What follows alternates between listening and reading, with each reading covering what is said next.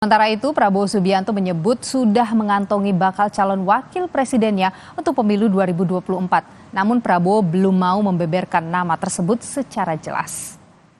Wakil presiden adalah warga negara Indonesia.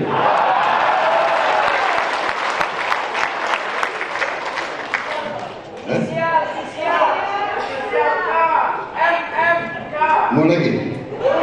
Apa? Mau kisi-kisi?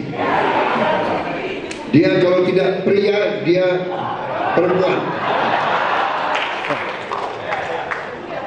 Masih perlu lagi?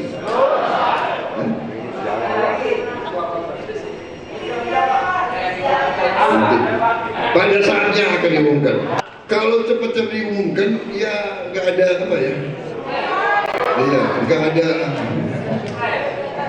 ada excitement, nggak seru.